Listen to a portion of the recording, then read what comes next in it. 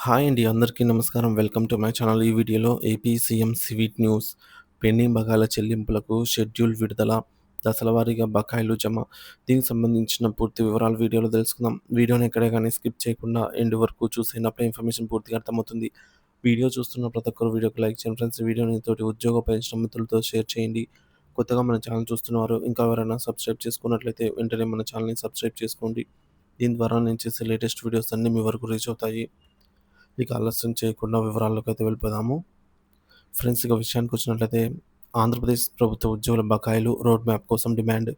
ఆంధ్రప్రదేశ్ రాష్ట్ర ప్రభుత్వ ఉద్యోగులకు సంబంధించిన బకాయిల చెల్లింపులపై స్పష్టమైన రోడ్ మ్యాప్‌ను విడుదల చేయాలని యూటీఎఫ్ డిమాండ్ చేసింది. రాష్ట్ర ప్రభుత్వం దాదాపు 20,000 కోట్ల రూపాయల బకాయిలు చెల్లించాల్సి ఉంది. ఇందులో డిఆర్ఎస్ అలవెన్స్, ఏపీజీఎల్ఐ, పీఎఫ్ వంటివి ఉన్నాయి. ఈ బకాయిలను దశల వారీగా చెల్లించేందుకు ప్రభుత్వం ఒక నిర్దిష్ట ప్రణాళికను రూపొందించాలని యూటీఎఫ్ కోరింది.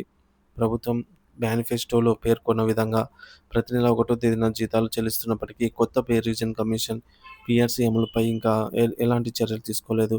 2023 జూలై 1 నుంచి అమల్లోకి రావాల్సిన 12వ పీఆర్సీ కోసం ఇప్పటివరకు పీఆర్సీ కమిషన్‌ను నియమించకపోవడం గమనార్హం. దీంతో పాటు పెండింగ్‌లో ఉన్న డీఏ, డీఆర్ బకాయిలను ప్రాధాన్యతా క్రమంలో విడుదల చేస్తామని ప్రభుత్వం మేనిఫెస్టోలో ప్రకటించినప్పటికీ అవి కూడా ఇంకా క్లియర్ చేయలేదు. ఈ నేపథ్యంలో ఉద్యోగులకు బకాయిగా ఉన్నటువంటి 20,000 కోట్ల బకాయిలను చెల్లించడానికి వెంటనే రోడ్ మ్యాప్‌ను విడుదల చేయాలని యూటీఎఫ్ ప్రభుత్వాన్ని డిమాండ్ చేసింది. ఈ మేరకు యూటీఎఫ్ జిల్లా నాయకులు బుధవారం కలెక్టర్ కార్యాలయంలో జిల్లా రెవెన్యూ అధికారి హేమలతకు వినతిపత్రాన్ని అందజేశారు. ఈ మేరకు యూటీఎఫ్ ప్రధాన డిమాండ్లు చూసుకున్నట్లయితే 2023 జూలై 1 నుంచి అమలు చేయాల్సిన 12వ పీఆర్సీ కోసం వెంటనే పీఆర్సీ కమిషన్‌ను నియమించాలి. వెంటనే మధ్యంతర వృత్తిని ప్రకటించాలి. ఉద్యోగులు, ఉపాధ్యాయులు పీఎఫ్, ఏపీజీఎల్ఐ, డీఏ, పీఆర్సీ బకాయిలు సుమారుగా 20,000 కోట్ల రూపాయలను విడుదల చేయడానికి రోడ్ మ్యాప్ ఇవ్వాలి.